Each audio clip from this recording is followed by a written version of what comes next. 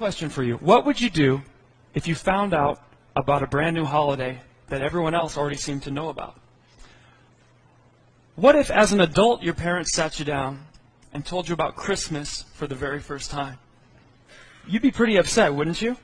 Well, that's what happened to me, and it led to me eventually becoming homeless. Thought I would tell you about that today.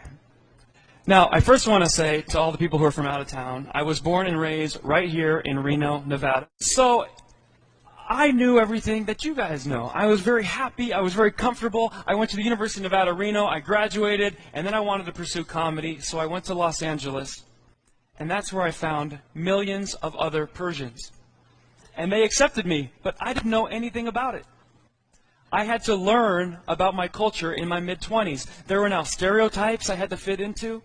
I never had stereotypes. I'd always been regular white, but now I had some cool stuff. Like Persians are known for expensive clothing, Mercedes-Benz. I was happy to be in Los Angeles. I was doing a lot of stand-up comedy shows. Persians kept inviting me to do their private events. And one of my buddies said, hey, what are you planning on doing this year for New Year?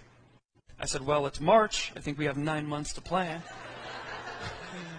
I don't know if this is a priority right now. He said, no, you idiot. I'm talking about Persian New Year. And I said, what? He said, you don't know about this holiday? And I didn't. Turns out Persian New Year is like the greatest hits of all holidays. It's Thanksgiving, Christmas, Easter, all rolled into one. It's a birthday party for Mother Nature. It is awesome. And my dad never told me about it. I was pretty upset. I felt like he owed me about 25 years of back holiday child support. Kids get gifts, they get candy, they get new clothes. I experienced none of it. But instead of getting mad, I decided to go learn about Persian New Year.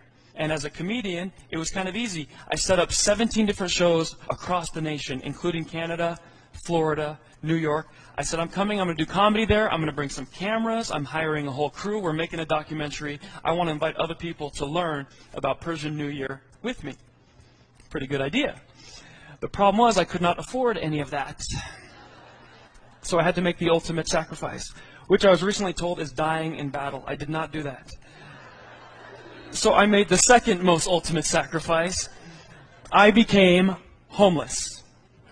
I figured that would help my production budget, so I packed everything into a little storage shed. I stayed with friends and family when I needed to, but my life was going to be on the road for the next 6 to 9 months. That is how I got a bigger budget to hire a cameraman, the crew, the editing, the software, and I was going to make the movie.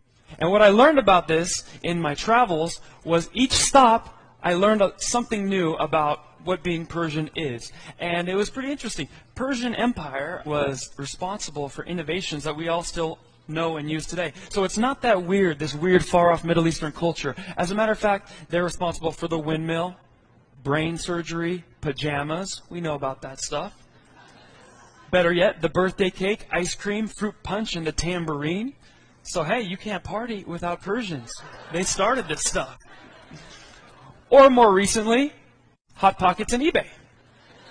I don't recommend buying Hot Pockets on eBay, so don't get that confused right there. It was actually fascinating, and that's just the stuff about the culture. But what I learned about the holiday was even more interesting. The holiday is celebrated by over 300 million people worldwide. How I never heard about it, I don't know. I wasn't paying attention. Barack Obama, George Bush, they've all addressed it each year in a presidential speech. And more importantly, the little facets of the holiday are stuff that are not that uncommon to us today. For instance, one of the characters of Persian New Year, or Nowrouz as it's called, is a guy that has a gray beard. He brings candy and gifts to the children that behave. His name is Nowrouz, or Uncle New Year. Does that sound like anyone we kind of already know? Well, that's Nowrouz, and well, that's the guy we're familiar with, Old Saint Nick. So if this was Us Weekly magazine, we'd say, who wore it best? I don't know who wore it best, but I do know who wore it first. Nowrouz predates Santa Claus by 3,000 years. The next thing you'll find when you go to a Persian New Year event is grass on a table when you walk in, and then painted egg next to the grass. The grass represents rebirth. The painted egg represents fertility of the spring new year. Does that sound like anything we might have heard of? Yeah, Easter. It predates Easter by about 3,000 years. So I was very excited to learn this stuff. It was pretty cool that my dad never told me about Persian New Year, because I got the chance to experience it on my own as an adult and maybe appreciate it a little bit more. I was given advice from celebrities and scholars all across the nation. It was probably one of the best years of my life, and eventually I ended up making the movie that I wanted to make, Nowrouz. The best part about it, I submitted it to a few film festivals. It ended up winning a huge prize, so I was pretty excited about that.